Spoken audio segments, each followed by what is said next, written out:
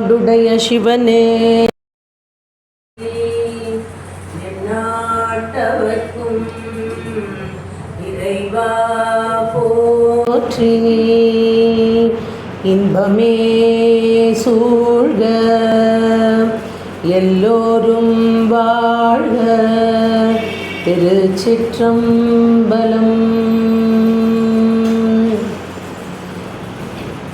கஜானனம் பூதகணாதிசேவிதம் கபித்தஜம்பூஃபலசார பக்ஷிதம் உமாசுதம் சோகவிநாச காரணம் நமாமி.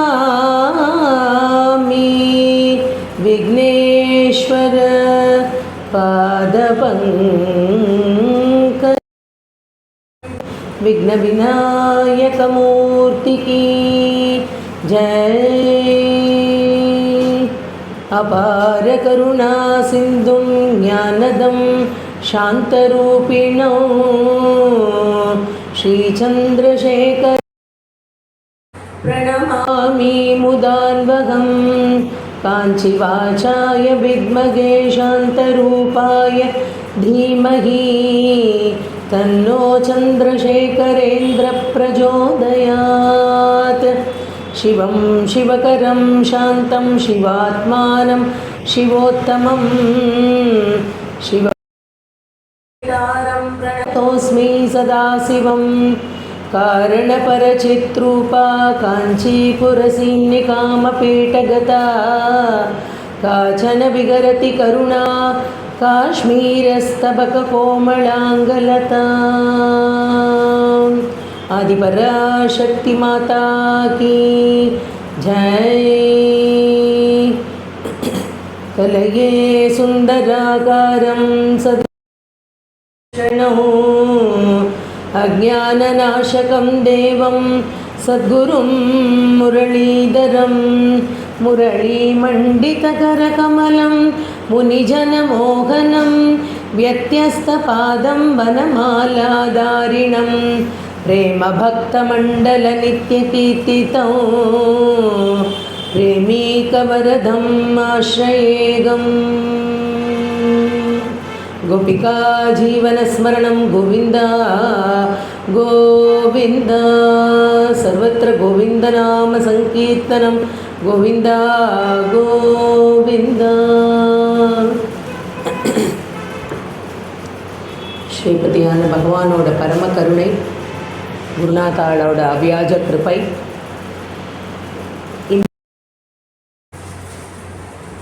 சைவ சமய பக்தஜன சபா அதில் ஒரு இரண்டாவது முறையாக பேசக்கூடிய ஒரு வாய்ப்பு.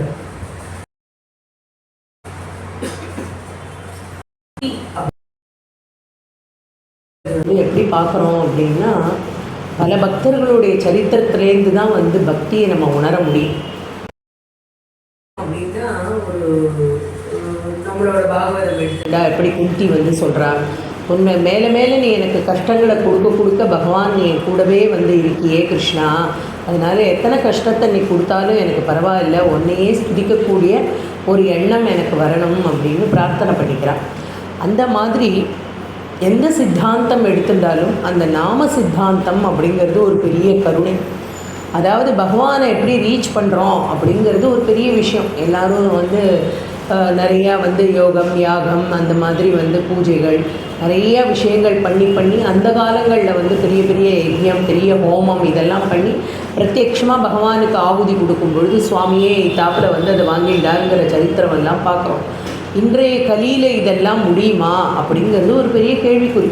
நம்மளால் அதை அடைய முடியுமா அப்படின்னா அதுக்கும் கருணையாக நிறைய விஷயங்களை நமக்கு பகவானை பார்த்து தெரிஞ்சுட்டவா அவள்லாம் பகவானை பார்த்து அறிஞ்சு, அதாவது கண்டவர் விண்டதில்லை விண்டவர் கண்டதில்லை அப்படின்னு ஒரு வாக்கு சொல்லுவோம் இல்லையா. அதாவது ஒன்ஸ் பார்த்ததுக்கு அப்புறமா அந்த ஒரு நிலை எப்படி இருக்கும் அப்படின்னா, ஆண்டாள் பிரத்யட்சமாக பார்த்தா வாரணமாயிரம் அப்படின்னு கனவு கண்டா பகவானே கல்யாணம் பண்ணிக்கணும்னு நினச்சா ஆடி மாதத்தில் ரொம்ப அழகாக அவளுடைய பூர நட்சத்திரத்தில் திருக்கல்யாண உற்சவம் அப்படிங்கிறதெல்லாம் பண்ணுறா. மேலும் மார்கழி பூரா தாயார் தபஸ் இருந்து அழகாக பாவை நோன்பெல்லாம் பண்ணி பகவானை கல்யாணம் பண்ணிக்கணும்னு டிசைட் பண்ணிட்டா, பகவானை பார்க்க போகிறா. அப்படியே கனவு மாதிரி இருக்க அவளுக்கு விஷயங்கள். ஆனால் நிஜமாவே ஸ்ரீரங்கத்தோட காலடியை கீழே வச்ச உடனே பகவான் வந்து அப்படி தேரில் அழகாக வந்து அவளை ஆட்கொள்றதுக்கு வரார், திருக்கல்யாணம் பண்ணிக்க வரார். அந்த ஆஜானு பாபு அரவிந்த லோச்சனனை பார்த்த அடுத்த மாத்திரத்திலே அவனோட போய் ஐக்கியம் ஆயிடுறான், சுவாமியோட சுவாமியாக கலந்து போயிடுறான் இல்லையா? அந்த மாதிரி திருமங்கை ஆழ்வார் எத்தனை ஆழ்வார்கள் சரித்திரமாக இருக்கட்டும், நாயன்மார்களோட சரித்திரமாக இருக்கட்டும், இறைவனோட பக்தி ஒன்று தான் நமக்கு பக்தியை உண்டாக்கப்போம் இல்லையா? எப்படி தெரிஞ்சுப்போம் ஒருத்தரை பற்றி நமக்கு தெரிஞ்சுக்கணும் அப்படின்னா அவங்களுடைய வாழ்க்கை வரலாறு, அவள் எப்படி இருந்தா, அவளை பற்றி ரொம்ப அழகாக வந்து இந்த மகாபக்த விஜயம் அப்படின்னு நம்ம பண்டரியில் இருக்க, இப்போ இது ஆஷாட மாதங்கிறதுனால அது தானாக வருது. ஸோ இந்த ஆஷாட மாதத்தில் அப்படி ஒரு வார்க்கரி சம்பிரதாயம் அப்படின்னு ஏழைப்பாழ ஒன்றும் ஜனங்களுக்கு வந்து செருப்பு கூட கிடையாது. ஆனால் பண்டரியில் இருக்கக்கூடிய பண்டரிநாதனை பார்க்கணும், அவனை ஸ்மரிக்கணும், அவனோட சந்தோஷமாக இருக்கணும் அப்படின்னு வந்து வேண்டிட்டு போகிற பக்தர்கள் கோடானு கோடி, அவ்வளோ ஜனங்கள் பூரி ரத யாத்திரை இப்போ பார்த்தோம் 3 days பேக். அப்படி இருந்தது. ஜனங்களுக்கு அப்போ பக்தி இல்லைன்னு அர்த்தமா? எல்லாருக்கும் பகவானுக்கு வந்து எப்போ பக்தர்களை தன் பக்கம் சேர்த்துக்கணும் அப்படின்னு ஆசை வந்துடுத்துன்னா சுவாமி வெயிட் பண்ணவே மாட்டார். நம்ம போகிறோமோ இல்லையோ, நம்ம ஒரு அடி வச்சா பகவான் 8 அடி வச்சு நம்ம கையை பிடிச்சி தூக்கின்னு போகிறார். அப்படிப்பட்ட ஒரு கிருப்பை நமக்கு சுவாமி கொடுத்துட்டே இருக்கார். அப்படிங்கிறத வந்து பெரிய விஷயமாக வந்து அத்தனை பேரும் வந்து சொல்லிகிட்டே இருக்கா. அப்படிப்பட்ட சரித்திரங்களில் வந்து நம்ம நிறையா வந்து பெரிய புராணம், சேக்கிழார் பண்ணின பெரிய புராணம் அப்படிங்கிறது தான் வந்து ஒரு பெரிய ஆத்தன்டிக் ஒரு நூல். நமக்கு வந்து எப்படி இது 63 நாயன்மார்களோட சரித்திரம் எல்லாத்தையும் தொகைன்னு எழுதிட்டு போயிட்டார். ஒரு வரியில் வந்து அவளோட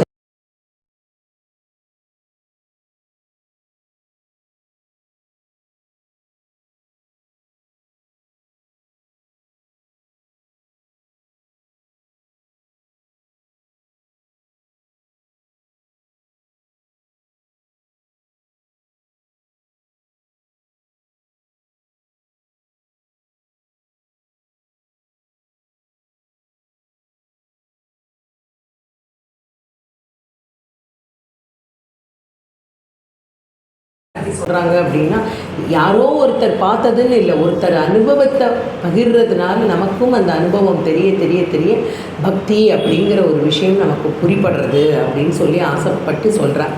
இதில் வந்து நம்ம முதல்ல வந்து இன்றைக்கி வந்து வரிசைப்படுத்திட்டு போனால் தான் வந்து நம்மளுக்கு இந்த சிவச்சரித்திரம் அப்படிங்கிறதே ரொம்ப ரொம்ப அபரிதமான ஒரு விஷயம். அதுக்கு வந்து எப்படி சொல்கிறது, ஆசுதோஷியாக இருக்கக்கூடிய பகவான், அவருக்கு ஆசுதோஷி அப்படின்னு பேர். என்னதுக்கு ஆசுதோஷி அப்படின்னா பகவான் வந்து எப்படி லிங்கஸ்வரூபமாக இருக்கக்கூடிய சிவன் அப்படின்னா மேலேந்து கீழே வரைக்கும் அவருக்கு வந்து அப்படியே ஜலன்னு அப்படியே ஒரு ஜில்லிப்பாக இருக்கக்கூடிய சுவாமி. அந்த சுவாமி சதா சர்வ காலமும் ஒரு ஹாப்பினஸ் வந்தவா இருக்கும்.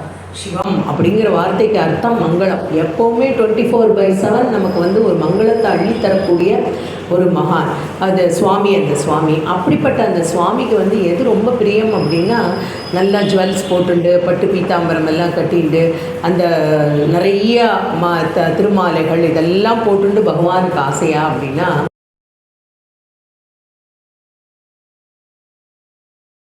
சொல்கிறதுனால ஏதோ ஒரு துணி, அந்த துணி இருந்தால் போகிறோம். கழுத்தில் ஒரு ருத்ராட்ச மாலை எப்படி வச்சுருக்கார் தன்னையே அப்படின்னா குளிர்வானவராக இருக்கார்.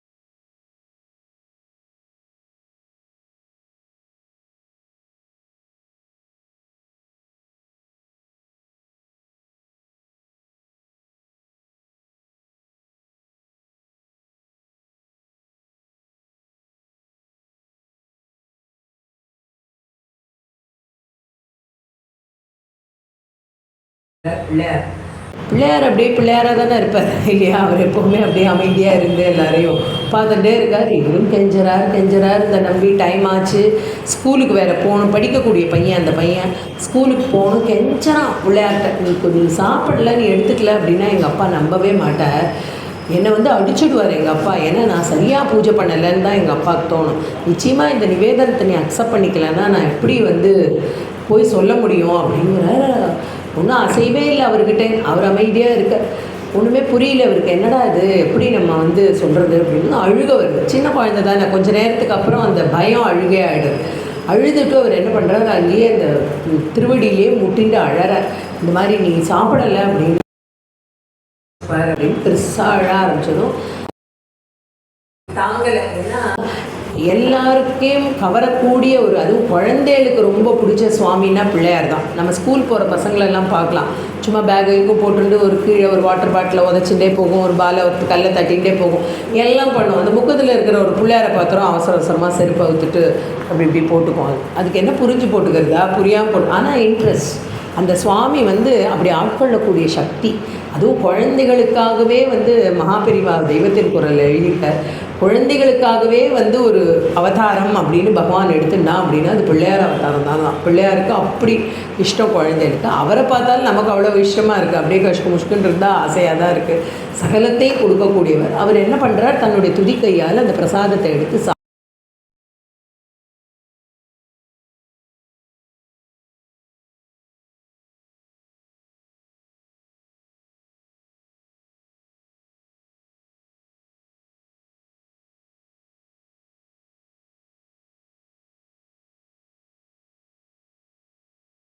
முன்னாடியே கொஞ்சம் சாப்பிடுதான் நான் ஸ்கூல் போயிருப்பேன் இல்லையா, இன்னைக்கு பாரு இப்போ ஸ்கூல் படிப்பு போயிடுதே அப்படின்னு பிள்ளையார் சொல்கிறார், அப்பா நான் உனக்கு படிப்பு சொல்லித்தரேன், என்ன பாக்கியம் அந்த குழந்தைக்கு, பகவானே வந்து பாடம்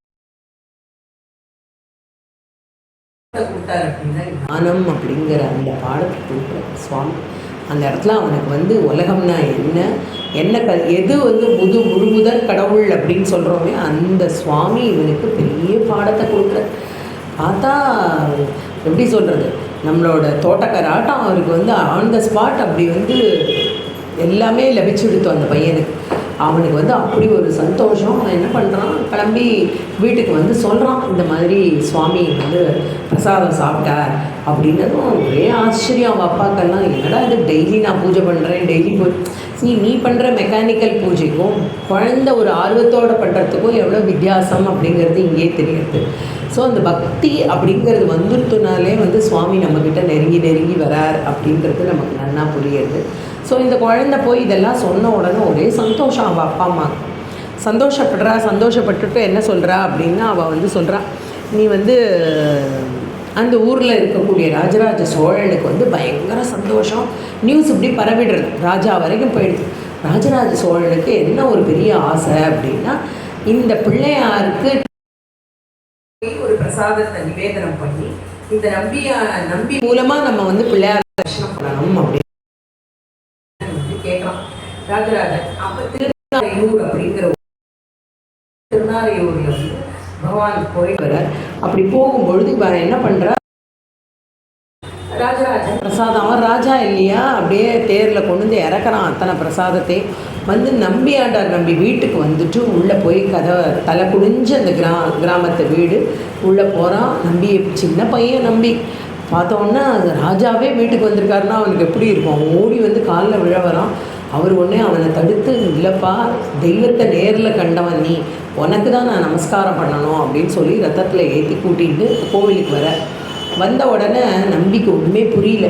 என்ன நிஜமாக நம்புவாளா, இப்போ திருப்பி பிள்ளையார் சாப்பிட்டா தான் இவனை நம்ப போகிறாங்க, இல்லைன்னா நம்ப மாட்டாங்க யாராக இருந்தாலும். அப்போ பிள்ளையாரை பார்த்து அப்படி எனக்கு இவருக்கு ஏதாவது ஒரு வழி பண்ணேன் அப்படின்னு வந்து சுவாமிகிட்ட அவன் எழுதிக்கலாம். நம்பி ஆண்டார் நம்பி கேட்டுட்ட உடனேயே இவருக்கு நம்பி சொன்ன உடனே பிள்ளையாருக்கு ஒரே சந்தோஷம். ராஜா வந்து கேட்குறாரு, ராஜாவோட பிரசாதத்தெல்லாம் ஸ்வீகரணம் பண்ணிட்ட உடனே ராஜராஜனுக்கு ரொம்ப ராஜராஜன் வந்து என்ன சொல்கிறாரு அப்படின்னா, விஷயம் நீ கேட்டு தெரிஞ்சு சொல்லணும்.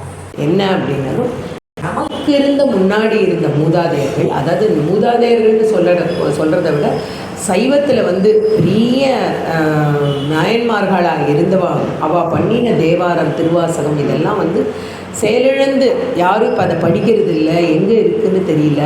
இது எப்படி நம்ம கண்டுபிடிக்கிறது? அதை நீ வந்து கொஞ்சம் கேட்டு சொல்லு, இறைவனாக இருக்கிறவனுக்கு அது தெரியாமல் இருக்காதுன்னு நம்பிக்கிட்ட கேட்க, நம்பி உடனே வந்து பெருமை கேட்குறார். பிள்ளையார் 2 காதையும் அசிச்சு தலையை அசிச்சு சொல்கிறார், எனக்கு எங்கே இருக்குதுன்னு தெரியும், நான் உனக்கு சொல்கிறேன் அப்படின்னு சொல்லி தில்லை அம்பலமாக இருக்கக்கூடிய சிதம்பரத்தில் ஒரு அறையில் வந்து எல்லா கிரந்தங்களும் எல்லா ஓலைச்சுவடிகளும் அங்கே இருக்குது, நீ போய் அங்கே எடுத்துக்கோ அப்படின்னு சொன்னவொன்னே ராஜராஜனுக்கு பயங்கர, ராஜா இல்லையா, பெரிய சந்தோஷம்.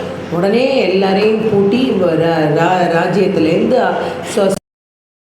அதையெல்லாம் எடுத்துட்டு எல்லாம் எடுத்துட்டு எங்கே பார்த்து தில்லையம்பலத்துக்கு போகிறேன். தில்லையம்பலம் போன உடனே என்ன ஆகுது அப்படின்னா, அங்கே இருக்கக்கூடிய தீட்சிதர்கள் அங்கே பூஜை பண்ணுறவா அவெல்லாம் பகவான் ராஜா வராரு இல்லையா, வரவேற்று அவருக்கு வேண்டிய மரியாதைகள்லாம் பண்ணி, நம்பிக்கும் வந்து அந்த விஷயத்தை வந்து நம்பி பையனாக இருக்கக்கூடிய நம்பிக்கும் மாலையெல்லாம் மரியாதை உள்ள வந்து பார்த்தா இவா இருக்கா. அப்போ அந்த தீட்சிதர்கள்லாம் ஒரு வார்த்தை சொல்கிறா.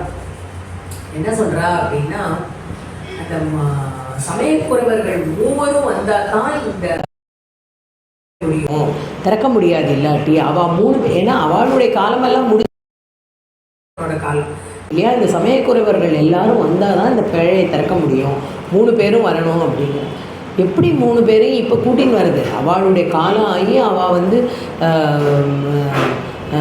நாயன்மார்களாக பகவானுடைய கோவிலில் இருக்கா. எல்லோரும் 63 நம்ம பார்க்கலாம், நம்மளோட கபாலீஸ்வரரில் உற்சவமூர்த்தியில் 63 பண்ணி கொண்டு வருவா. அப்பா ஜெய ஜெய ஜெயன்னு என்ன கூட்டம், என்ன யார், அதாவது வெளியில் திருவிழாவாக பார்க்கும்பொழுது நல்லா இருக்குது. இதே நம்ம மருந்தீஸ்வரருக்கு போனாலோ இல்லை வந்து கபாலீஸ்வரருக்கு போனாலோ சுவாமியை பார்த்துடுறோம், அம்பாளை பார்த்துடுறோம். இந்த நாயன்மார்களெல்லாம் வந்து நிதானமாக பார்க்கணும். ஒவ்வொருத்தரோட பேர் என்ன, 63 பேரையும் வந்து குழந்தைங்களுக்கெல்லாம் சொல்லி கொடுக்கணும். எல்லோரும் யார், அட்லீஸ்ட் ஒரு சின்ன ஜிஸ்ட்டு அவளை பற்றி, ரொம்ப பெருசாலாம் கதை சொல்லணும்னு இல்லை, அட்லீஸ்ட் ஒரு கோயிலுக்கு போனால் இவ்வளோ பேர் இந்த பகவானை வந்து அப்படி போற்றி புகழ்ந்திருக்கா, அந்த மதத்தை அப்படி காப்பாற்றியிருக்கா, அதனால் வந்து எவ்வளோ ஒரு பெருமையான வாய்வா அப்படிங்கிறத சொல்லணும். அங்கே போகிறச்சதான் நம்ம அவசரமாக அப்படி கன்னத்தில் போட்டுட்டு 63 ஒரு ஸ்லைட்டாக ஒரு லெஃப்ட் ஹேண்ட் சைடால் பார்த்துட்டு போயிட்டே இருப்போம். ஒரு நமஸ்காரம் கூட பண்ணணும்னு நமக்கு தோன்றதில்லை. ஆனால் இதை படிக்க படிக்க நமக்கு அந்த கோவிலேருந்து இப்போ வர வேண்டான்னு தோன்றுறது. அந்த அளவுக்கு அப்படி ஒரு சரித்திரன் வாழ்வோடதெல்லாம். அப்படி போகிறார். அந்த மாதிரி அவர்கிட்ட கேட்ட உடனே அப்போ சுவாமி சொல்கிறார், கண்டிப்பாக நான் வந்து உங்களுக்கு சொல்கிறேன், எங்கே இருக்குது, தில்லையம்பலத்தில் இருக்குது, நீங்கள் சமயக்குறவர்கள் வந்தால் அதை திறக்கலான்னு சொன்ன உடனே ராஜராஜ சோழன் பரிதமான புத்தி உள்ளவன் இல்லையா, பெரிய ராஜா இல்லையா, உடனே அவன் என்ன பண்ணுறான், அந்த உற்சவ மூர்த்தியாக இருக்கக்கூடிய சமயக்குறவர்கள் 3 நல்ல அலங்காரம் பண்ணி, அபிஷேகம் பண்ணி, அலங்காரம் பண்ணி, பட்டெல்லாம் உடுத்தி அவளுக்கு திருவட்டமெல்லாம் கட்டி 3 பேரையும் 3 முத்து பல்லக்கில் வச்சு நேராக கூட்டி வந்து 3 நிறுத்துறா. 3 நிறுத்தினா இப்போ பேசுகிறதுக்கு வார்த்தையே இல்லை. என்ன அப்படின்னா, தீட்சிதர்கள் வந்து சொல்ல முடியாது இவள் அப்படியே உண்மையான உருவத்தோ, ஏன்னா நம்ம டெய்லி பூஜை பண்ணுறோம், 63 நாயன்மார்களுக்கும் அர்ச்சனை பண்ணுறா, பூ போடுறா, தீபாரதனை காட்டுறா, எல்லாம் தான் பண்ணுறா. அப்படின்னா இப்போ சுவாமின்னு தானே நினச்சி பண்ணுறோம், அதுக்கு ஒரு உயிரோட்டம் இருக்குதுன்னு தான் பண்ணுறோம். இப்போ அவள் நிஜமாகவே அவள் வரணும்னு நீங்கள் எதிர்பார்க்க முடியாது, இதுலேயும் அந்த உயிரோட்டம் இருக்குது அப்படின்னு கொண்டு வந்து ராஜராஜன் நிறுத்த அந்த திருப்பேழை திறந்துக்கிறது. திறந்த உடனே ஒரே அந்த ரூமுக்கு போய் நம்பியை சொல்கிறார், நீ போய் எடுத்துன்னு வாப்பா, அந்த திருப்பேழையில் உள்ள ஓலைச்சுவடியெல்லாம் எடுத்துன்னு வா அப்படின்னா அவர் எடுத்துன்னு வெளியில் வந்துட்டு சொல்லி வருத்தப்படுறார்.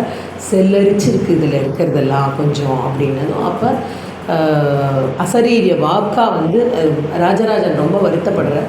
அப்போ அசரீரிய வாக்கா வந்து ஒரு ஒலி கேட்குறது. என்ன கேட்குறது அப்படின்னா, சுவாமியே சொல்கிறார், அதாவது இந்த காலத்துக்கு என்ன தேவையோ அதை மாத்திரம்தான் நான் வச்சுருக்கேன், பாக்கி எல்லாமே நானே எடுத்துவிட்டேன் அப்படிங்கிற ரொம்ப ஒரு சந்தோஷமும் மனசுக்கு ஒரு திருப்தியும் வருது. அப்படி சொன்ன உடனே என்ன பண்ணுறா, இந்த 3 புறப்பாடெல்லாம் ஆகி இந்த அசரீரி சப்தமெல்லாம் கேட்ட உடனே திருப்பியும் எல்லோரும் ராஜராஜ சோழனோட இது எல்லாத்தையும் எடுத்துட்டு இங்கே வந்து சேர்றா. வரும்பொழுது பார்த்தா ரொம்ப அப்படியே கோலாகலமாக இருக்குது. ஊரே பெரிய திரண்டு போய் இவருக்கு நம்பி ஆண்டார் நம்பிக்கு அப்போ தான் நம்பி ஆண்டார் நம்பி அப்படிங்கிற பெயர் நம்பிக்கை வந்து வருது. ஸோ இதை வச்சு தான் அதுக்கப்புறமா என்ன அப்படின்னா பின்னாடி சேக்கிழாராக வரப்போகிற அருண்மொழித்தேவன் அப்படிங்கிற அவர் வந்து தான் நமக்கு வந்து இந்த பெரிய புராணம் அப்படிங்கிற ஒரு பெரிய பொக்கிஷத்தை பண்ணி கொடுத்துருக்கார். அதாவது அவர் வந்து எப்படி எழுதிட்டார் அப்படின்னா வந்து திருத்தொண்டராக இருந்துட்டு இவா என்ன பண்ணுறா அப்படின்னா அருண்மொழி தேவனும் வந்து என்ன அப்படின்னா ஒரு பெரிய சோழ வம்சத்தில் அவனும் அந்த சோழ வம்ச காலத்தில் இருக்கான். அவனுடைய பெயர் வந்து அரபாயன் அப்படிங்கிற அரசனோட சபையில் தான் இருக்கார். அப்போ ஒரு நாளைக்கு என்ன வந்து இந்த மந்திரி இந்த அருண்மொழி தேவனோட அப்பா வந்து அங்கே மந்திரியாக இருக்கார். மந்திரிக்கிட்டலாம் நிச்சயமாக ஏதாவது பேச்சுவார்த்தைகள் ஒரு கேள்வி கேட்கறது எல்லாம் பண்ணுவா இல்லையா. ஸோ அந்த அதாவது உலகத்தில் எது ரொம்ப உயர்ந்தது அப்படிங்கிற ஒரு கொஸ்டின், அதாவது இந்த உலகத்தை காட்டிலும் எது பெருசு ஒரு பெருசு அப்படின்னு இப்படி கேள்வி கேட்டவுடனே அந்த மந்திரிக்கு ஒரே ஒரு குழப்பமாயிடும். ஒரு சபையில் வந்து தப்பாக சொல்ல மரியாதை ஆகிடும். அப்போ அவர் வந்து ஒரு டைம் வீட்டுக்கு போயிட்டு நாளைக்கு வந்து சொல்கிறேன் அப்படிங்கிறார் மந்திரி. அரசனும் சிரிச்சுட்டே சரி போயிட்டு வாங்குவோம் அப்படிங்கிறார். வீட்டுக்கு வந்து கொஞ்சம் மனசுக்கு கிளேஷமாக இருக்குது, எப்படி பதில் சொல்கிறது என்ன பண்ணுறது. பையன் வந்து கேட்குறான். பையன் கேட்டுட்டு என்னப்பா ஏன் ஒரு மாதிரி உங்கள் முகமெல்லாம் வாடி இருக்குது அப்படின்னு கேட்குறான். இந்த மாதிரி வந்து இந்த உலகத்தை காட்டிலும் எது பெருசு அப்படின்னு கேட்குறாரு.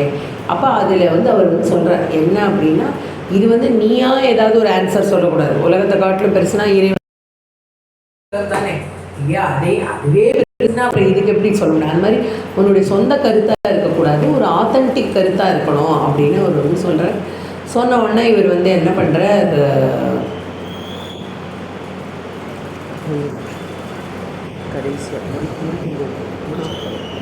சொல்லலாம்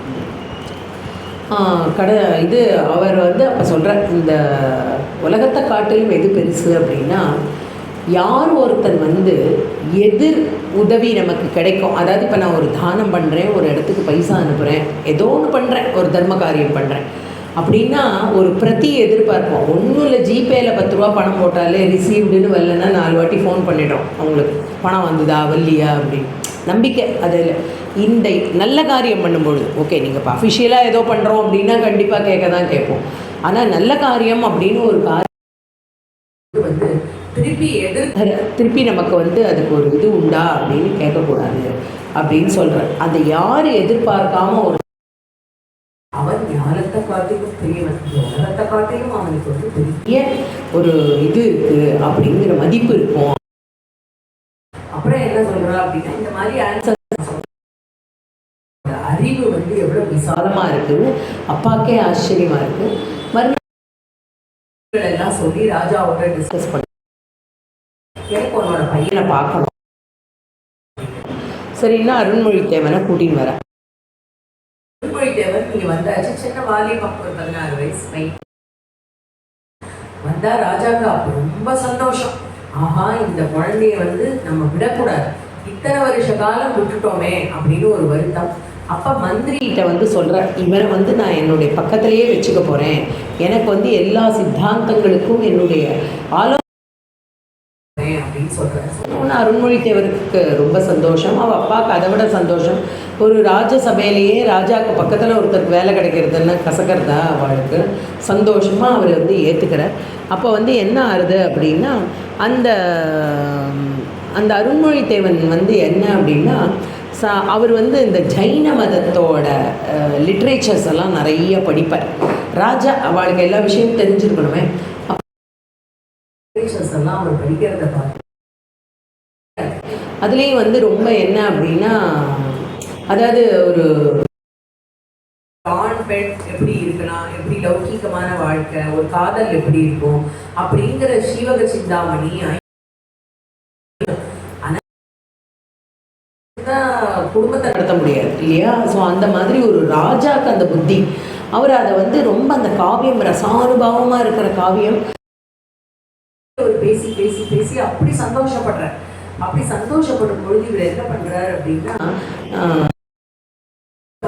யாருக்கு அருள்மொழிக்கு வந்து ஒரு நாள் பார்க்குறாரு, ஏதாவது ஒரு சமய சந்தர்ப்பத்தில் நம்ம வந்து இதை பற்றி பேசியே ஆகணும் அப்படின்னு ஒரு நாள் ரொம்ப சந்தோஷமாக இந்த சீவக சிந்தாமணியோட இதை வந்து ரொம்ப ஸ்லாக்கியமாக பாடிட்டு இருக்கார். அருள்மொழித்தேவனுக்கு கல்யாணம் ஆகாதவன் அவன் உள்ளே வந்த உடனே இதை கேட்க அவனுக்கு பிடிக்கலை. ஒரு மாதிரி அவன் வந்து நான் அப்புறம் வரேன் அப்படின்னு சொல்லிட்டு போகிறான். அப்போ ராஜா கூப்பிட்றாரு, எதுக்கு அப்படி சொல்கிற, உள்ள சிவகசிந்தாமணிலாம் கேடு வாழ்க்கையில் ரொம்ப முக்கியம் இது அப்படிங்கிறதும் அவன் சொல்கிறான். அப்படி ஒன்றும் இது முக்கியம் இல்லை அப்படிங்கிறான். சொன்னதும் ஏன் அப்படி சொல்கிற அப்படிங்கிறது, நம்மளுடைய சித்தாந்தத்தில் எவ்வளவோ விஷயங்கள் இருக்கு, எவ்வளவோ விஷயங்கள் இருக்கு, எவ்வளவோ பேர் தன்னையே பகவானுக்கு அர்ப்பணம் பண்ணினவா இருக்கா.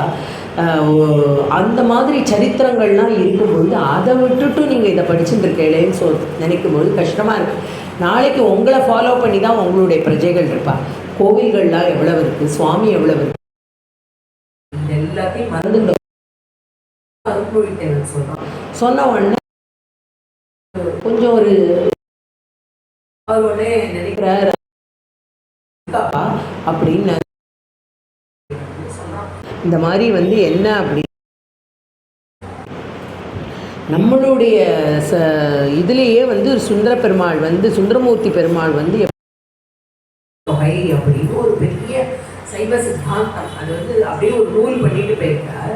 திருத்தொண்டர் தொகையில எப்படி அப்படின்னா எல்லாரோட சரித்திரத்தையும் அப்படியே ஒரு ஒரு வரியில சொல்லிட்டு போயிருக்கார். அப்படிப்பட்ட அப்படி எல்லாரும் திருநீலகண்ட நாயனார், பசுபதீஸ்வரர் நாயனார், இப்படி நிறைய நாயன்மார் அப்படின்னதும் அப்போ இவருக்கு ஒன்றே ஆச்சரியமாகிடுது. அருள்மொழித்தேவன்கிட்ட சொல்கிறார், நீ வந்து இதெல்லாம் சரியாக வராது, எனக்கு அதை எல்லாத்தையும் பார்க்கணும், அதை வந்து நீ உன்னுடைய வாக்குனால நீ வந்து அதை எழுதணும். அதனால் அப்போ அவர் வந்து சொல்கிறாரு, ஒரு ராஜ்யத்தில் வாழ்ந்துட்டு ராஜ்ய சுகங்கள் எல்லாம் அனுபவிச்சுட்டு அதெல்லாம் எழுத முடியாது, அந்த ஒரு ஃப்ளோ இருக்காது. அதனால் நான் வந்து தில்லையம்பலத்தில் இருக்கக்கூடிய பகவான் நடராஜரை போய் ஒரு நமஸ்காரம் பண்ணி அவருடைய அருள் இருந்தால் தான் இதை எழுத முடியும் அப்படின்னு சொன்ன உடனே அவர் வந்து சொல்கிறார், உனக்கு வேண்டிய அத்தனை சப்போர்ட்டும் நான் பண்ணுவேன் அப்படின்னு அருள்மொழித்தேவன் நல்லா ஒரு ரதத்தில் ஏற்றி பல்லக்கில் ஏற்றி இந்த கோவிலுக்கு கூட்டிகிட்டு போய் நம்மளுடைய சிதம்பரத்தில் போய் அங்கே தங்க வச்சு அங்கே இவர் வந்து நித்தியமாக 1 வருஷ காலம் எழுதுகிறார். இதை எழுதுறதுக்கு முன்னாடி என்ன ஆச்சு அப்படின்னா, பகவானுடைய கோவிலில் போய் நமஸ்காரம் பண்ணுற அவருக்கு என்ன அப்படி அவ்வளோ ஒரு இதுவாக எழுத வருமா அப்படின்னு தெரியலையே அப்படிங்கிறது பகவான்கிட்டே வேண்டிக்கிறார். நீங்கள் தான் எனக்கு வந்து ஒரு அடியாவது எடுத்து கொடுக்கணும், எப்படி இதை வந்து நான் வந்து எழுதுறது அப்படிங்கிறதும் ஒரு பெரிய அசரீரி வாக்கு கேட்கறது. பகவான் வந்து உலகெல்லாம் வார்த்தையை எடுத்து கொடுக்குறார். அந்த சப்தம் அதை கேட்ட உடனே அவனுக்கு புல்லரிக்கிறது, உள்ளுக்குள்ள ஒரு பிரவாகமாக ஏதோ ரியாக்ஷன் நடக்கிறது. சுவாமியே அவனுக்குள்ள வந்து உட்கார்ந்து எழுதுகிறார். உலகெல்லாம் உணர்ந்து ஓதற்கரியவன் நிலவுலாவிய நீர்மலி வேணியன் அலகில் ஜோதியன் நம்பலத்தாடுவார் மலர் சில வாழ்த்தி வழங்கு மலர் சிலம்படி வாழ்த்தி வணங்குவோம் மலர் சிலம்படி வாழ்த்தி வணங்குவோம்.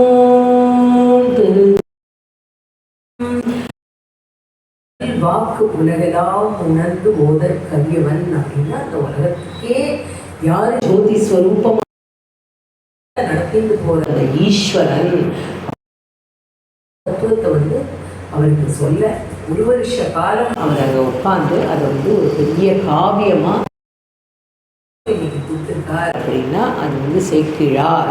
அப்போ என்ன ஆகுது, ஒரு மாதம் ஆன உடனே ராஜா ஆளெல்லாம் அனுப்புவோம், எவ்வளோ ஆயிருக்கு புராணம், எவ்வளோ வந்திருக்கு, எவ்வளோ பெரிய புராணம், இத்தனை முடிஞ்சுது, எவ்வளவு இப்படி கேட்டு அவருக்கு வேண்டிய சம்பாவனை, அவருக்கு வேண்டிய வசதிகள்லாம் பண்ணி கொடுத்து அவரை சந்துஷ்டியாக வச்சு அதுக்கப்புறம் ஒரு வழியாக பெரிய புராணம் எழுதியாச்சுன்ற நியூஸ் வந்த உடனே ராஜா அங்கேருந்து தன்னோட இதெல்லாம் எடுத்துட்டு ரொம்ப கம்பீரமாக வந்து இவருக்கு எதிர்மரியாதை பண்ணுறதுக்கு முன்னாடி இவர் எப்படி ஆயிட்டார் அப்படின்னா, ஒரு ராஜ ஆடை அணிஞ்சுட்டு தலைப்பாகை எல்லாம் வச்சுட்டு கையில் வாழ் வச்சுட்டு இருந்த அருண்மொழித்தேவன் அப்படியே சைவ சித்தாந்தத்துக்கு உள்ளே போன உடனே அப்படியே ஃபுல்லாக புண்டரீக்கம் போட்டுண்டு அழகாக வெண்வஸ்திரம் தரிச்சுட்டு வெண்ணால் போட்ட இது பாகை தலைப்பாகை அணிஞ்சுட்டு 24 மணி நேரமும் அந்த 5 எழுத்து மந்திரமான நமசிவாய நமசிவாய நமசிவாய இதை தவிர அவருடைய வாயில் வேறு வார்த்தையே வரல.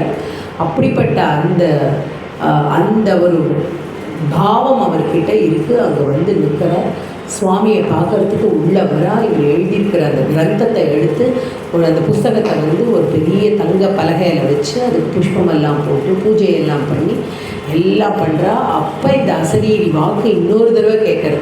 அப்போ பகவான் வந்து சொல்கிறார், ராஜா கிட்ட உன்னுடைய முயற்சி இதை வந்து உலகத்துக்கு எடுத்து கொண்டு வரணும்னு நீ ஆசைப்பட்ட, அதனால சேக்கிழார் அப்படிங்கிற இந்த அருண்மொழி தேவன் இப்போ இது எல்லாத்தையும் வந்து உங்ககிட்ட கொடுத்துருக்கான் அப்படின்னு சொல்லிட்டு அந்த இவரை வந்து சொல்லி அவருடைய சிலம்பு சப்தம் எல்லாம் இந்த பூஜை பண்ணும்போது அப்படியே நிச்சலனமாக இருக்குது. அங்கே ஒரு சப்தம் இல்லை, ஒன்றுமே இல்லை, அமைதியாக இருக்குது கோயில்.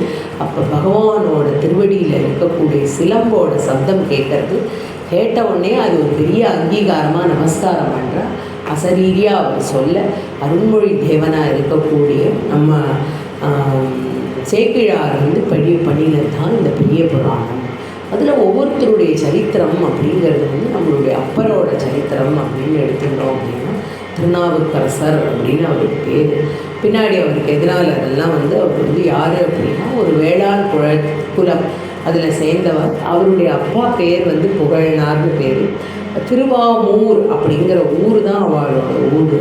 திருமுனைப்பாடி அப்படிங்கிற நாடு அது வந்து தமிழ்நாடுங்கிற மாதிரி திருமுனைப்பாடி. அது என்ன திருமுனைப்பாடி அப்படின்னா, எல்லா ராஜாக்களும் அவளுடைய படையை கொண்டு வந்து அந்த இடத்துல நிறுத்துவாளாம். சேரராஜா வந்து கொண்டு நிறுத்துவார், சோழராஜா நிறுத்துவார், பல்லவ ராஜா நிறுத்துவார். எல்லோரும் ஒரு மீட்டிங் பாயிண்ட் ஆட்டம் அங்கே வந்து டிஸ்கஸ் பண்ணுவான். சண்டை போடுறதா வேண்டாமா, சமரசமாக போகலாமா, உன்னுடைய சமயம் எதை சொல்கிறது, என்னோட சமயம் என்ன சொல்கிறது, அமைதி ஒன்று தான் நல்லது, அன்பு ஒன்று தான் நல்லதுன்னு ஒரு ப்ரீச் மாதிரி அங்கே நடக்கும். அந்த மாதிரி ஒரு சிரேஷ்டமான இடத்துல திருவாரூர், அப்போ திருவாமூர் அப்படிங்கிற ஊரில் தான் வந்து இந்த புகழ்னார். மனைவியோட பெயர் மாதினியார். அவளுக்கு முதல்ல ஒரு பெண் குழந்தை பிறக்கிறது. அருமையான பெண் குழந்தை திலகவதியார் அப்படிங்கிறது தான் அந்த அம்மையோட பெயர். குழந்தைக்கு வந்து சகலவிதமான சாஸ்திரங்களையும் சொல்லி அவள் அப்பா படிக்க வைக்கிறார். அப்படின்னா படிப்பு மாத்திரம் போகாது, MBA இன்னொரு கோர்ஸ் படிக்கிறது. தத்துவம் தெரியும். இந்த பூமியில் நம்ம எப்படி எதற்காக வந்திருக்கோம், என்னைக்கு போக போகிறோம், எப்படி போக போகிறோம், இது ரொம்ப இம்பார்ட்டன்ட். எல்லாருக்குமே யார் பிறந்தாலும் எப்படியோ ஏதோ ஒரு அம்மா ஏதோ ஒரு அப்பா அவள் வயிற்றில் நம்ம வந்து பிறந்திருப்போம். அவள் யார்கிட்டேருந்தோ பிறந்தாள். இது எதுவாக இருந்தாலும் இந்த பூமியில் ஜனனம் அப்படின்னு ஆயிடுச்சுன்னா யாருக்கு தேங்க் பண்ணணும்? சுவாமிக்கு. சுவாமி என்ன கொடுத்துட்டே இருக்கார்? சத்சங்கத்தை கொடுக்கணும். நிறைய சத்சங்கத்தை கொடுக்க மனசு ஒருநிலைப்பட்டு சமானமான வாழ்க்கை, நம்மளுடைய வாழ்க்கை நமக்கு முக்கியம்தான். ஒரு திருமணமோ குழந்தையோ படிப்போ சம்பாத்தியமோ எல்லாம் ஒரு ஃபேமிலி அப்படின்னா எல்லாமே மஸ்ட்டு தான். ஆனால் இது எல்லா விஷயத்துக்கு எல்லாத்தையும் தரவன் யாரு? அந்த ஈஸ்வரன். அந்த ஈஸ்வர தத்துவமான பாடத்தை முதல்ல படிக்கணும். அது குழந்தைகளுக்கு எல்லாம் சொல்லிக் கொடுக்கணும். சொன்னால் தானே தெரியும் அவளுக்கு. இதெல்லாம் நம்ம இன்றைக்கி நன்னா இருக்கோம் அப்படின்னா எப்படி இருக்கோம்? அப்பா சம்பாதிக்கிறா, ATMல போடுறோம், பைசா எடுக்கிறோம், இருக்கோம். அப்பா யார்? நமக்காக உழைக்கக்கூடியவர். அவர் எங்கேருந்து வந்த? அவருக்கு அப்பா அம்மா பண்ணியிருக்கா. இப்படி இந்த லீனேஜை சொல்லி குழந்தைகளுக்கெல்லாம் புரிய வைக்கணும். அந்த மாதிரி திலகவதி அம்மையார் ரொம்ப அழகான யுவதி. அப்புறம் கொஞ்ச நாளைக்கு அப்புறம் அவளுக்கு இன்னொரு குழந்தை பிறக்கிறது. அது ஒரு பையன். அவனுக்கு பேர் வந்து மருண்ணிக்கியார் அப்படிங்கிற பெயர் வைக்கிறார். மருண்ணிக்கியாரும் வந்து ரொம்ப அக்கா மேலே அப்படி ஒரு சந்தோஷம் பிரியம். எல்லாம் அக்காக்கெல்லாம் அந்த காலத்துலலாம். அதனால ஒரு பருவம் வந்த உடனே அந்த அக்காவுக்கு கல்யாணம் நிச்சயம் பண்ணுறா. கல்யாணம் நிச்சயம் பண்ணினா கலிப்பகையார் அப்படிங்கிறவர் தான் மாப்பிள்ளையோட பேர். நிச்சயதார்த்தமெல்லாம் ஆயிடுது. அந்த சமயத்தில் ராஜா வந்து ஒரு படையெடுப்புக்காக வந்து ஆட்களை சேகரிச்சுட்டு இருக்க. கலிப்பகையாரும் அதில் ஒரு தொண்டனாக இருக்கான். அவன் சொல்கிறான், நான் போய் இந்த ராஜ்யத்தை ஜெயிச்சுட்டு ராஜாவோட போயிட்டு சண்டை முடிஞ்சு வந்து உங்களை கல்யாணம் பண்ணிக்கிறேன் அப்படின்னு சொல்லி ஒரு உறுதிமொழி கொடுத்துட்டு தான் போகிறான். அவனும் ஆசையாக தான் போகிறான். ஆனால் போன இடத்துல வந்து பகவான் அவனை வந்து எடுத்துட்டுற ஒரு வீர மரணம் அடைஞ்சிடுறான். வீர மரணம் அடைஞ்சால் இங்கே அம்மா அப்பாவுக்கு அப்படி தவிக்கிறது. ஒரு பொன் குழந்தை ஒரு புள்ள குழந்தைய வச்சுருக்கோம். கல்யாணம் நிச்சயம் ஆன பொண்ணு, இந்த பொண்ணு என்ன பண்ணுவா அப்படின்னு தவிச்சு அவளுக்கு ரொம்ப மனசுக்கு வேதனையாகி அவள் 2 பேருமே காலமாயிடுறா. திலகவதியாருக்கு என்ன தோன்றுறது அப்படின்னா, இன்னொரு திருமணம் அவசியம் இல்லை அப்படின்னு தோணி போயிடுது. என்ன காரணம் அப்படின்னா, இந்த கலிப்பகையார் தான் நம்மளோட கணவர்னு நம்ம நினச்சிடணும். கல்யாணம் ஆனதுக்கப்புறம் ஒரு காலம் அவர் இறந்து போயிருந்தாருன்னா நான் என்ன பண்ணியிருப்பேன்? அந்த ஒரு வாழ்க்கையை அவரை மனசில் தியானம் பண்ணி பகவானை தியானம் பண்ணி நான் இருக்கிற காலம் இருக்கணும் அப்படின்னு நினச்சின்னு இந்த அம்மா வேறு கல்யாணத்தை பற்றியெல்லாம் யோசிக்கலை. ஒரு விதவை கோலமே பூண்டுட்டாங்க அவங்க. அப்படி அந்த மாதிரியான ஒரு ட்ரெஸ்ஸு, சிவன் கோவிலுக்கு போகிறது, பூஜை பண்ணுறது, கைங்கரியம் பண்ணுறது, இப்படி பார்த்துட்டு இருந்தால் மனசு விரக்தம் தானே. என்ன வாழ்க்கை போகிறோம், அவரே போயிட்டார், இனிமேல் நம்ம இருந்து என்ன பண்ண போகிறோம் அப்படின்னு நம்மளுடைய வாழ்க்கையும் அர்ப்பணிச்சுடலாம், வேண்டாம் நமக்கு இந்த வாழ்க்கை அப்படின்னு நினைக்கும் பொழுது வந்து இந்த மருளிக்கியார் ஓடி வந்து சொல்கிறார், அக்காவோட காலை பிடிச்சி அக்காட்ட சொல்கிறேன், நீ எனக்கு அக்கா மாத்திரம் இல்லை, நீ எனக்கு அம்மாவும் அப்பாவும் நீ தான். நீ இல்லாமல் நான் எப்படி அக்கா இருப்பேன்? நீ பாட்டு இப்படி வந்து ஏதோ ஒரு வேலையை நினைக்கிறியே நீ அப்படின்னு சொல்லி வருத்தப்படுறேன். சொன்ன உடனே என்ன இருந்தாலும் தம்பி இல்லையா, மனசு இழகி போய்டுறது, கட்டிக்கிறா, கவலைப்படாதடா, உனக்கு நான் என்றைக்கும் இருக்கேன், இன்றைக்கி இல்லை எப்போவும் நான் உன்னோட தான் இருப்பேன் அப்படின்னு சொல்லி ஒரு வாக்கு கொடுக்குறா. 2 பேருமே வந்து அழகாக வந்து பூஜை புனஸ்காரம் இப்படியெல்லாம் பண்ணிட்டு சௌக்கியமான ஒரு வாழ்க்கையை வாழ்ந்துட்டு இருக்கா. இவருக்கும் கொஞ்சம் வாலிப பருவம் வருது இல்லையா, ஒரு சேஞ்ச் இன் லைஃப்.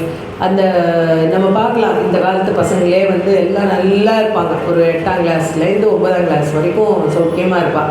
அப்புறம் பார்த்தா ஒரு அடலசன்ஸில் திடீர்னு பயங்கர சேஞ்ச் ஆகிடும். ஐயோ நம்ம பசங்களான்னு தெரியாது. பொண்ணுங்க ஃபோன் எடுத்தால் கீழே வைக்காது, பசங்க வெளியே போனான்னா வீட்டுக்கு வரமாட்டான், அவன் எப்போ வருவான், என்ன சாப்பிட்றான் ஒன்றும் தெரியாது. நமக்கு கேட்டால் எல்லாம் எங்களுக்கு தெரியும்பா. சி தட்ஸ் ஒரு அது ஒரு ஸ்டேஜ். அதை கடந்து தான் பகவானே அவளுக்கு அந்த அனுபவத்தை தருவா. அந்த நம்பிக்கையோடு இருக்கணும் பேரண்ட்ஸ். அந்த மாதிரி இவனுக்கு வந்து வெளியில் போக ஆரம்பித்த உடனே பல விஷயங்கள் அந்த காலத்தில் வந்து நிறைய துர்மதங்கள்லாம் தோன்றின காலம் அந்த சமய சந்தர்ப்பத்தில். அப்போ சமணம் சமயம் அப்படிங்கிற அந்த ரிலீஜன் வந்து ரொம்ப ஸ்ட்ராங்காக இருந்தது. அதை பார்த்த உடனே இவனுக்கு வந்து தோன்றுறது, நம்ம என்னடா டெய்லி சிவன் கோயிலுக்கு போகிறோம், சிவனுக்கு பூஜை பண்ணுறாங்க, அபிஷேகம் பண்ணுறா, அர்ச்சனை பண்ணுறா, வேறு ஒன்றும் வைதிகமாக சொல்கிறா, இல்லை தமிழ் அர்ச்சனைகள் பண்ணுறா. பட் நமக்கு ஒன்றும் பெரிய விஷயம்லாம் ஒன்றும் தெரியல. ஆனால் சமணர்கள் அப்படி இல்லை. அவள் வந்து வாழ்க்கை தத்துவத்தை சொல்லித்தரா, அடுத்த வாழை துன்புறுத்தவே கூடாது, எல்லாம் அமைதியான வாழ்க்கை அப்படின்னெல்லாம் நமக்கு நிறையா ப்ரீச் பண்ணுறாளேன்னு அவருக்கு கொஞ்சம் அதில் ஒரு ஈடுபாடு வந்து மெதுவாக உள்ளே போகிறார். ஏன்னா இவர் நல்ல பாண்டித்யம் அவள் சொல்லி கொடுத்துருக்கார். இந்த சமண துறவிகளுக்கெல்லாம் ரொம்ப சந்தோஷமாயிடுறது. இவனுடைய பேச்சு, இவனுடைய நடவடிக்கை, இவனுடைய இன்ட்ரெஸ்ட், இது எல்லாத்தையும் விடக்கூடாதுன்னு அவனை நன்னா பக்குவப்படுத்தி வச்சுருந்தா இவர் அங்கே அங்கே இருந்துட்டு அங்கே என்ன அப்படின்னா தர்மசேனர் அப்படின்னு ஒரு பெயர் மாற்றம் வேறு அவருக்கு கொடுத்துட்டார். அவரை வந்து ஒரு பேரையும் மாற்றி இவர் இந்த இடத்த விட்டே கிளம்பி பாடலிபுத்திரத்தில் இருக்கக்கூடிய சமண சமயத்தில் போய் ஜாயின் பண்ணிடுறார். அங்கேயே முதல்ல ஒரு டீச்சராக போனார், முதல்ல ஸ்டூடெண்ட்டாக போனார், அப்புறம் டீச்சரானார், அப்புறம் பிரின்சிபலாகவே ஆகிட்டார் அவர். அந்த அளவுக்கு இவருக்கு போஸ்ட்டை உயர்த்தி ரொம்ப சௌக்கியமாக வச்சுருந்தா அக்காவுக்கு ரொம்ப வருத்தமாயிடுறது. என்ன பையன் இவ்வளோ தூரம் நம்மளோட இருந்தான், நமக்காகவே வாழ்வான், அவனுக்காக நான் வாழறேன்னு சொல்லி இருக்கேன், என்ன நான் பண்ணுறது அப்படின்னு சொல்லிட்டு அக்கா என்ன பண்ணுறா, திருவதிகைக்கு வந்துடுறா. எல்லாத்தையும் எடுத்துட்டு நம்ம ஏதோ நம்மளுடைய கைங்கரியத்தை சிவத்தொண்டை பண்ணலாம், நம்ம சிவனுக்கு வந்து ஒரு அடியாளாக நம்ம இருந்துட்டு போகலான்னு சொல்லி அங்கே கோவிலை பெருக்கிறது, தண்ணி பிடிச்சி கொடுக்கறது, சுவாமிக்கு புஷ்பங்கள் கட்டி தரது, இப்படி தன்னுடைய தொண்டை வந்து பண்ணிகிட்டே இருக்கா. ஆனால் அந்த வீரட்டானேஸ்வரராக இருக்கக்கூடிய சுவாமி அப்படிப்பட்ட ஒரு சுவாமி அப்படி விட்டுடுவாரா? அவளோட ப்ரேயர்ஸ்க்கு ஆன்சர் அப்படிங்கிற மாதிரி அப்படி ப்ரேயர் பண்ணி என்ன பண்ணுறா, வேண்டிக்கிறா, என்னோட தம்பி வந்து வீணாக போயிடக்கூடாது, அவன் வந்து இந்த இதை வந்து நன்னா நம்மளுடைய வீடு, அதாவது இப்போ நம்ம நிறைய பார்க்குறோம் எல்லாருக்கும் வீட்லேயும். நான் ஏதோ ஒரு சின்னதாக மனசு கஷ்டமாவோ ஏதோ ஒன்று ஒரு ஜாதகத்தை எடுத்துன்னு ஒரு இடத்துக்கு போகிறோம், என்னமோ பிரச்சனை அப்படின்னதுமே உடனே அவள் சொல்லுவாள், உங்கள் குலதெய்வத்துக்கு போயிட்டு வந்தீங்களா, குலதெய்வ வழிபாடு பண்ணுறீங்களா, மாதத்துக்கு அட்லீஸ்ட் வருஷத்துக்கு ஒரு தடவையாவது குலதெய்வத்துக்கு போய் ஒரு அபிஷேகம் பண்ணி மாலை போட்டு சுவாமியை வேண்டிட்டு. என்ன காரணம் இதை சொல்கிறதுக்குன்னா, நம்மளுடைய மூதாதையர்கள் அத்தனை பேரும் அப்படி வேண்டின்ற இடம். இப்போ இருக்கிற யங்ஸ்டர்ஸ் காலத்தில் அது ஒரு டைம் இல்லை, ஒரு என்னமோ ரீசன். இங்கே நாங்கள் 10 ஊருக்கு சுற்றுவாங்க, ஆனால் சொந்த குலதெய்வத்துக்கு ஒரு தடவை போயிட்டு வரணும்னு தோணாது. குழந்தை பிறந்தா கூட்டிகிட்டு போகணும்பாங்க, கல்யாணத்துக்கு முன்னாடி போகணும், கல்யாணத்துக்கு பின்னாடி போகணும், இப்படியெல்லாம். அது வந்து ரூல்ஸ் கிடையாது, அப்படி நினச்சக்கூடாது. நம்மளை ஏதோ ஃபோர்ஸ் பண்ணி போங்கன்னு சொல்கிறாங்க, கிடையாது. தெய்வம் சாநித்தியமாக நம்ம வீட்டில் இருக்கேன் இல்லையா. முதல்ல நம்ம வீட்டில் இருக்கிற குலதெய்வத்துக்கு வழிபாடுகள் எல்லாம் பண்ணிவிட்டு நம்ம அதுக்கப்புறம் என்ன வேணாலும் பண்ணலாம், தப்பு இல்லை. எல்லாம் இந்த பகவான் பண்ணுறான்ற ஒரு நம்பிக்கையோடு பண்ணினோன்னா இன்னும் பெஸ்ட்டாக இருக்கும். அதை யாரும் உணர்றதில்லை, எல்லோரும் உதாசீனப்படுத்திடுறோம் அப்படிங்கிறது இங்கே இந்த அம்மாவுக்கு ரொம்ப வருத்தமாக இருக்குது.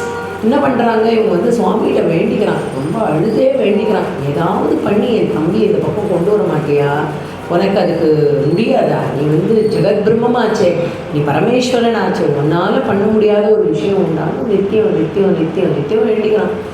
வேண்டினது ஒரு நாளைக்கு என்ன ஆகிட்டு, அங்கே பாட்டலிபுத்திரத்தில் சமண சமயத்தில் உட்காந்து ஏதோ கிளாஸு ப்ரீச்சிங் இதெல்லாம் பண்ணிகிட்டு இருக்காரு.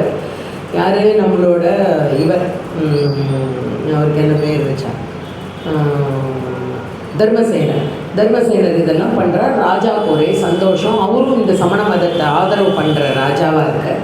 இதெல்லாம் பண்ணிகிட்டு இருக்கும்பொழுதே ஒரு நாளைக்கு பார்த்தா திடீர்னு ஒரு சூல நோயின்னு சொல்லுவாள், வயிற்ற சுருட்டி வலிக்கும். அந்த வலி வருது இருக்கு. வலி வலின்னா அப்படி இப்படி வலி இல்லை, உயிரே போகிற அளவுக்கு வலிக்கிறது, புழு மாதிரி துடிக்கிறார், என்ன அழறார், எல்லாம் பண்ணுறார். இதுலேயே அவள்லாம் ஓட்டி வந்து அவருக்கு மயில் பீலியால்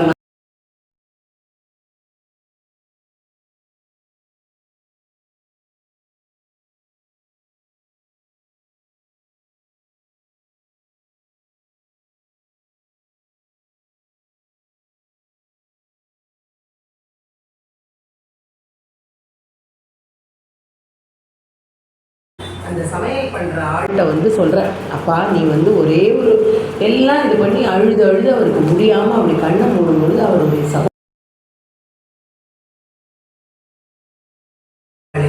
நமக்கு ஏதாவது ஒரு வைத்தியம் சொல்லியிருப்பாளே, இப்படி அக்காவை விட்டுட்டு வந்துட்டோமே அப்படின்னு அவருக்கு தோணின உடனே அங்கே சமையல் வேலை பண்ணுறவன்ட்ட வந்து சொல்கிறேன், நீ நேராக எங்கள் அக்காவோட இடத்துக்கு போய் எங்கள் அக்கா எங்கே இருக்கான்னு தேடி எங்கள் அக்காட்ட போய் சொல்லி என் நிலைமையை சொல்லு, நான் அப்படி இருக்கேன் அப்படின்னாலும் அவனும் கிளம்பி வரான். வந்து பழைய இடத்துல இல்லை அக்கா, வேறு ஊரில் கோவிலில் வந்து கைங்கரியம் பண்ணிட்டு இருக்கா. அங்கே வந்து பார்க்குறான் அந்த அக்காவை. பார்த்த உடனே அக்கா வந்து எப்போவுமே ஸ்ட்ராங் இல்லையா. ஸோ அதனால் அக்கா சொல்கிறா, ஒரு துர்மதமாக இருக்கக்கூடிய ஒரு இடத்துக்கு நான் வரமாட்டேன், என்னால் அந்த பாடலிபுத்திரத்துக்கு வந்து என் தம்பியை பார்க்கணுன்னு எனக்கு அவசியம் இல்லை. யார் ஒருத்தன் குரு நிந்தனை, யார் ஒருத்தன் தெய்வ நிந்தனை பண்ணிட்டு போகிறானோ அவன் அனுபவிக்கணும், அது இயற்கை. அதனால தான் சொல்கிறது, ஒரு குருவை வந்து அவதூறாக பேசக்கூடாது, ஒரு தெய்வத்தை நிந்தனை பண்ணக்கூடாது. இதெல்லாம் வந்து நம்ம என்ன சொல்கிறது, எந்த சந்தர்ப்பத்திலையும் நம்ம வந்து தாழ்வாக தான் இருக்கணுமே தவிர வந்து தலை தூக்கி அப்படி இருக்கக்கூடாது, அது நம்மளை தட்டிடும். அதனால இவன் வந்து சொல்கிறான், நாங்கள்லாம் வரமாட்டேன் அவன்கிட்ட சொல்லி அப்படின்னு சொல்லி அனுப்பிச்சிடுறான். இவன் நேராக போய் சொல்கிறான் அவர்கிட்ட. சொன்ன உடனே தர்மசேனர் நினைக்கிறாரு, ஆமாம் அக்கா சொல்கிறது கரெக்டு தானே, எப்படி வருவா அக்கா என் மூஞ்சியில் முழிப்பா, அவளுக்கு வந்து இதெல்லாம் பிடிக்காது, நம்மளோட தெய்வத்தை விட்டுட்டு நான் ஏதோ தப்பான காரியத்துக்கு வந்துட்டேனோன்னு இப்போ தோன்றுறது, அதனோட பாப்பம் தானோ என்னமோன்னு சொல்லிட்டு கிளம்பி அங்கேருந்து அக்கா பார்க்கறதுக்கு வர. பார்த்தா அக்கா அந்த சமணத்துறவிகளோட அந்த அங்கி, அந்த செயின் மாலை என்ன போட்டுருக்காரோ அந்த அடையாளங்களை எல்லாத்தையும் அங்கேயே கழட்டி வச்சுட்டு சாதாரண ஒரு வேஷ்டியை கட்டி நேராக இங்கே வரார் அக்காவுக்கு. வந்து அக்காவை கோவிலில் பார்க்குறார். பார்த்து அந்த பிரகாரத்திலே சாஷ்டாங்கமாக ஒரு நமஸ்காரம் பண்ணுறார். நமஸ்காரம் பண்ணினா அக்காவுக்கு வந்து அப்படியே என்ன இருந்தாலும் தம்பி இல்லையா, அந்த நேரத்தில் அந்த பாசம் அப்படியே ஓன அழறா, கட்டிக்கிறா. கட்டினா அவர் தவிக்கிறார், வயிற்று வலின்னா வலி அப்படி துடிக்கிறார். அக்கா மடியிலேயே படுத்துட்டு அழறார். அப்போ அக்கா சொல்கிறா, இதுக்கெல்லாம் அருமருந்தாக இருக்கிறது எது அப்படின்னா திருநீர் அப்படிங்கிற மருந்து தான்.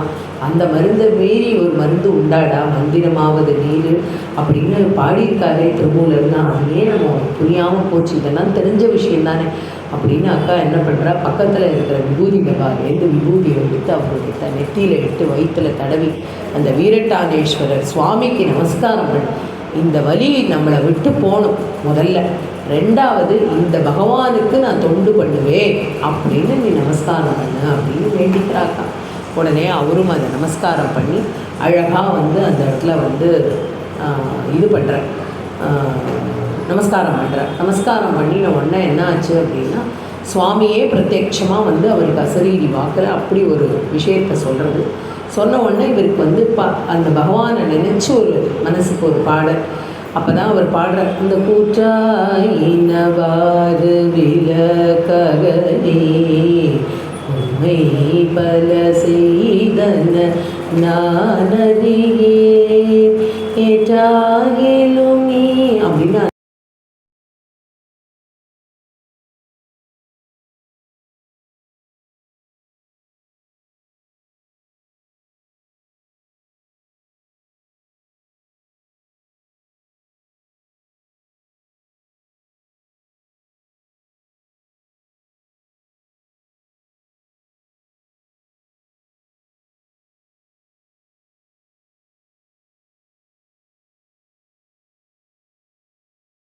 நீ வந்து பகவத் ஸ்துதி பாட ஆரம்பிச்சதுனால உனக்கு நாவுக்கரசர் அப்படிங்கிற பெயர் கொடுக்குறேன் அப்படின்னு பகவானே கொடுத்த பெயர் நாவுக்கரசர் பெயர் வந்துட்டு ஒரே சந்தோஷம், ஜனங்களுக்கே சந்தோஷம். ஏன்னா திலகவதி அத்தனை பேருக்கும் தெரியும் அந்த ஊரில் எவ்வளவு சிரமப்பட்டு வாழ்க்கையில் ஒரு கணவன் அப்படிங்கிற ஒரு திருமண வாழ்க்கையவே அனுபவிக்காமையே வந்து ஒரு மனைவியாக வாழ்ந்து காட்டிட்டு இருக்கக்கூடிய ஒரு பதிவிரத தெய்வம். அவளுடைய தம்பி இன்னைக்கு நல்லபடியாக இப்படி நன்னா வந்துட்டான்னு ரொம்ப சந்தோஷம். எல்லாம் ஆச்சு.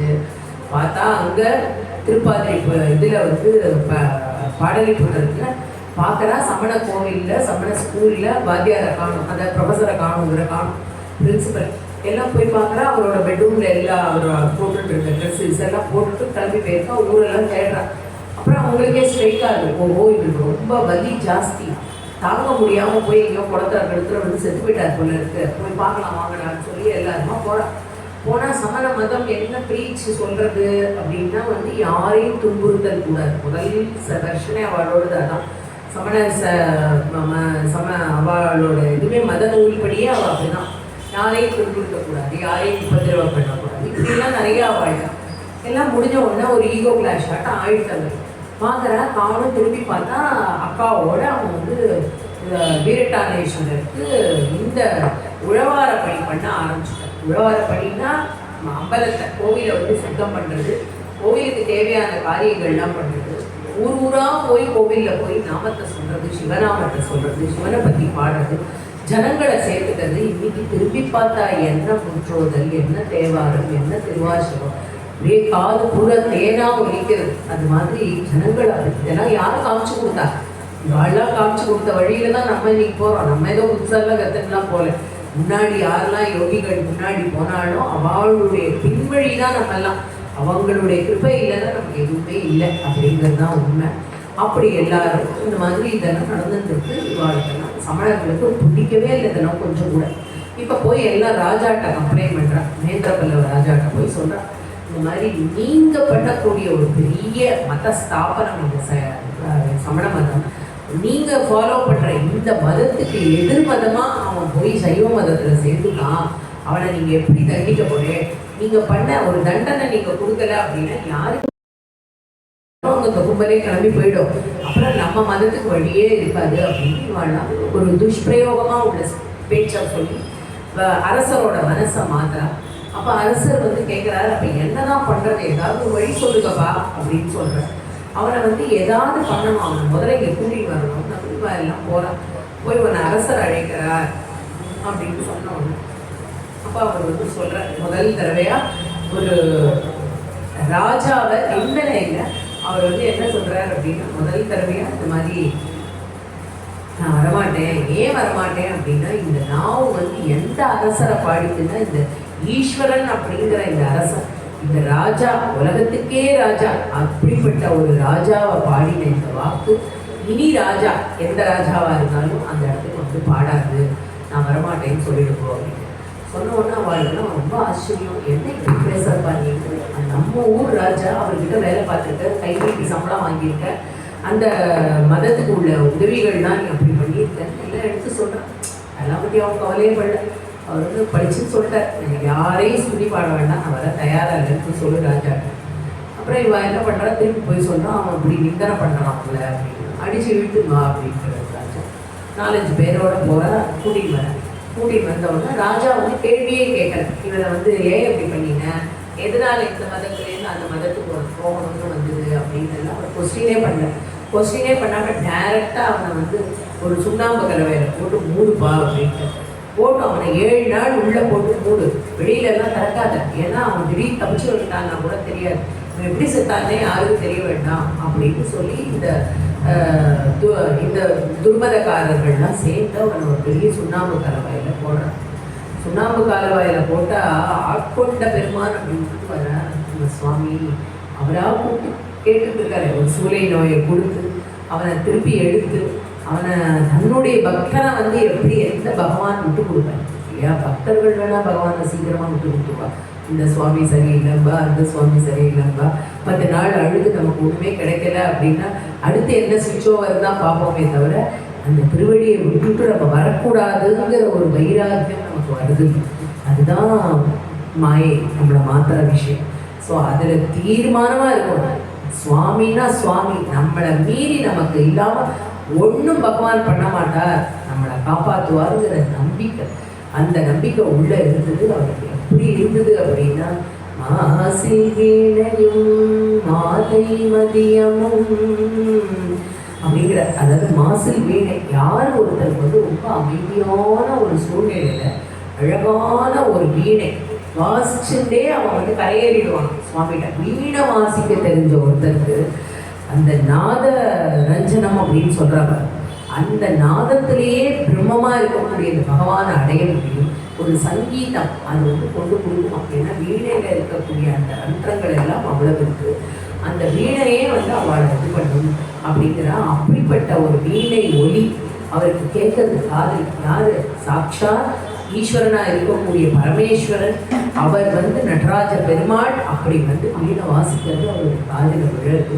மாசில் வீணையும் மாலை மதியமும் எப்படி இருக்கு, அவர் பகலெல்லாம் யோசிக்கல, அப்படியே ஒரு ஆரஞ்சு கலரில் அப்படியே ஜிரிஞ்சு சாயந்தரம் ஒரு மஞ்சளும் ஆரஞ்சும் கலந்து ஒரு வெயில் அப்படியே உணர்ந்து கடலுக்குள்ள அப்படியே பகவான் சூரிய பகவான் போகிற மாதிரி இருக்கிற அந்த ஒரு சூழ்நிலை இதெல்லாம் அவங்க மனசில் வருது. நம்மெல்லாம் அப்படியே குளிர்ச்சியாக இருக்கு. என்னதுனால இந்த குளிர்ச்சி? சுவாமியே குளிர்ச்சியானவர் தானே. இப்போ தானே சொன்னேன், தலையில் சந்திரபிம்பம் வச்சுட்டு இருக்கார், தலையில் கங்கையை வச்சுட்டு இருக்கார்.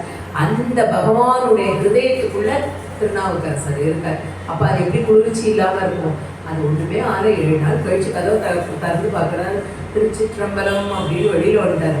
வெளில வந்தால் அவளுக்கு ஒன்றுமே புரியல, என்னடா இது அப்படிங்கிற.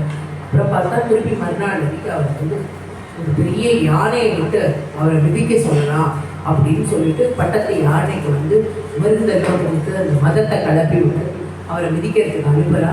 நேராக போகிறார். பிரகலாதனோட சரித்திரத்தை பார்த்தா மாதிரி தான் இருக்குது. பிரகலாதருக்கு எப்படி எத்தனையெல்லாம் துன்பங்களை கொடுத்து நரசிம்மர் அவதாரம் எடுத்து இரண்யகசிபுவை வந்து வதம் பண்ணி பிரகலாதனுக்கு தரிசனம் கொடுத்தானோ அதே மாதிரி இப்போ நேராக இதெல்லாம் பார்த்த உடனே யார் காப்பாற்றுவா? விநாயக பெருமானாக இருக்கக்கூடியவர் தானே யானையா வராரு எய்தாப்னு பார்த்த உடனே தெரிஞ்சுட்டு, அப்பாஹா திருச்சிற்றம்பலம் தன்னோட அப்பாவையே துதி பண்ணிட்டு இருக்கிறவர், நமசிவாய நமசிவாய நமசிவாயன்னு என்னோட அப்பாவோட சுத்தி பண்றவர், இவரையா நான் அழிக்க முடியும்னு 3 பிரதட்சணம் திருநாவுக்கரசரை சுற்றி வந்தது. சாஷ்டாங்கமாக நமஸ்காரம் பண்ணிட்டு துதிக்கையால் அவரோட தலையை தொட்டு அவருக்கு ஆசீர்வாதம் பண்ணிட்டு யானை கிளம்பு. இதை பார்த்தோம்னா அவளுக்கு யாருக்குமே என்னன்னே புரியல. என்னடா இது இவ்வளோ நடக்கிறது, இப்படி ஆயிடுது. திரும்ப என்ன ஆகுது அப்படின்னா, ஒரு பெரிய நஞ்சை வச்சு இவனை கொண்டுடலாம், பால் சாதத்தில் நஞ்சை போட்டு இவனை கொண்டுடலாம் அப்படின்னு சொல்லிட்டு வந்து அவருடைய சாப்பாட்டில் விஷத்தை கலந்து திருநாவுக்கரசர் கொடுக்குறாரு. அவருக்கு தெரிஞ்சுட்டு, ஏன்னா சதா சர்வகாலமும் பகவத் தியானத்தில் இருக்கிறவளுக்கு எது நல்லது எது கெட்டதுன்னு கண்டுபிடிக்க தெரியாமலாம் இல்லை. கண்ணு கேட்டாப்புல சுவாமி காட்டி கொடுப்பார். அந்த நஞ்சு கலந்த உணவை பார்த்த உடனே திருநீலகண்டனா இருக்கக்கூடிய சுவாமி இல்லையா, விஷத்தை தன்னுடைய கண்டத்துல வாங்கிட்ட சுவாமி. இது என்ன பெரிய விஷயம். எப்படி மீராக்கு வந்து கிருஷ்ணர் வந்து பாலில் விஷத்தை கலந்து மீரா கொண்டு போய் வைக்கிறா. கிருஷ்ணர் பார்க்குற உள்ள அப்படியே நீல கலர்ல பால் கலந்துருக்கு. மீரா கண்ணை மூடி பாடிட்டு இருக்கா. ராணா கொடுத்த அந்த பாலை வந்து குடிக்கணும் அவன். இப்போ ராணா கொடுத்த பாலில் விஷம் கலந்துருக்கு. மீரா அப்படியே பார்க்குறா. அவளுக்கு வந்து தெரியல மீராக்கு இதெல்லாம் பகவானே தான் தெரியலாம், உள்ள கிருஷ்ணனே தான் இருக்கான் அப்படின்னு பார்க்குறா. கிருஷ்ணன் அப்படியே அந்த ஆலகால விஷத்தை மூடிக்கிட்டு மீராவுக்கு அப்படியே அந்த பாலை கொடுக்க மீரா அந்த பாலை பருகிறா.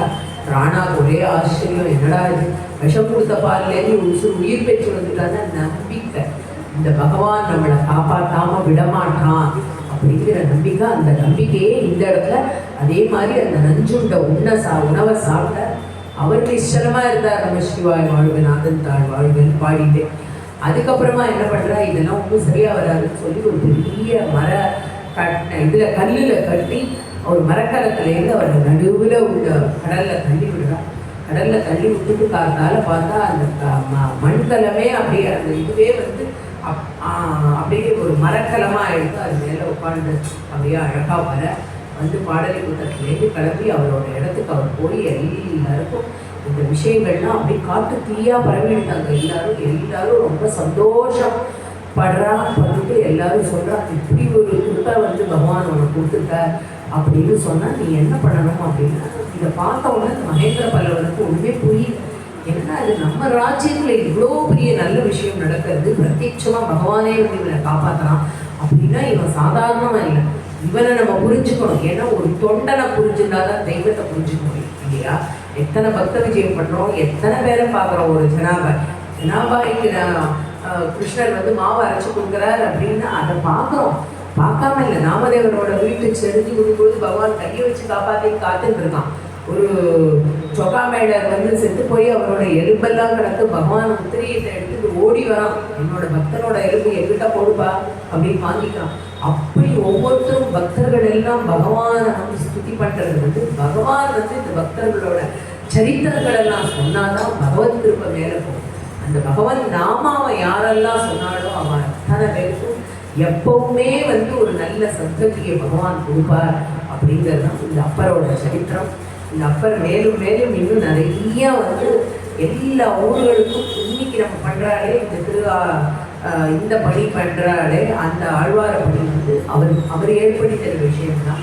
அது வந்து திருத்தொண்டர்களாக இருக்கக்கூடிய சிவ தொண்டர்கள் அத்தனை பேர் சிவனிந்தனை அப்படிங்கிற விஷயமே இருக்கக்கூடாது. எங்கேயுமே வந்து சிவனை போற்றி சிவனடியார்களை யார் ஒருத்தர் நிந்திக்காம அவளுக்கு ஒரு நமஸ்காரம் பண்ணுறோமோ பிரத்யட்சமாக சிவன் நம்ம வீட்டில் இருக்கார் அப்படின்னு அர்த்தம்.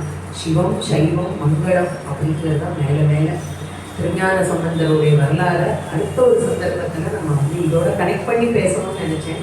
பட் இதுவே டைம் சரியாக இருக்கும். திருஞான சம்பந்தரோட சரித்திரத்தை அடுத்த இதில் சொல்லி அவரும் அப்பரும் எப்படி இருந்தா அப்படிங்கிறதையும் நம்ம வந்து அடுத்த ஒரு சந்தர்ப்பத்தில் கண்டிப்பாக வெகு சீக்கிரத்தில் வரதுக்கு நான் முயற்சி பண்ணுறேன். எல்லாருக்கும் என்னோட நமஸ்காரம்.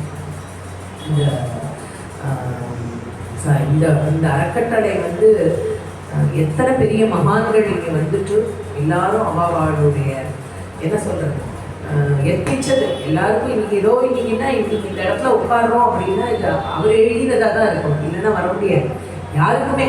நீங்கள் இங்கே வந்திருக்கிறவாளாக இருக்கட்டும், நானாக இருக்கட்டும், யாராக இருந்தாலுமே பகவத் சங்கல்பம் இல்லை அப்படின்னா கிடைக்காது.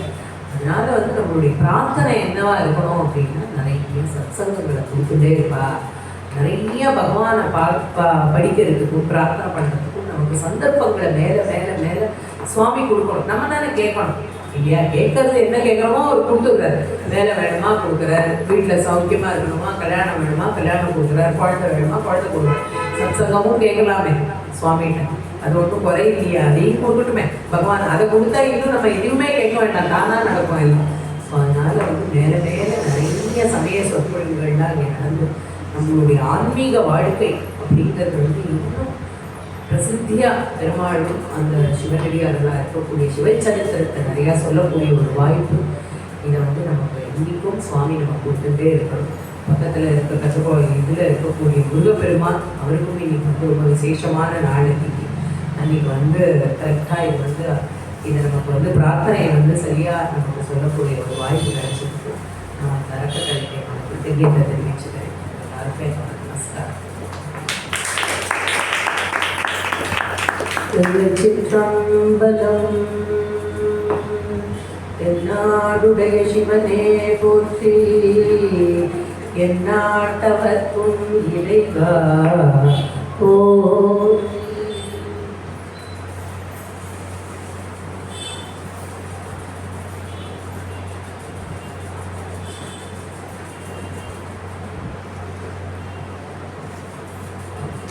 ஒரு சின்ன வேண்டுகோள்.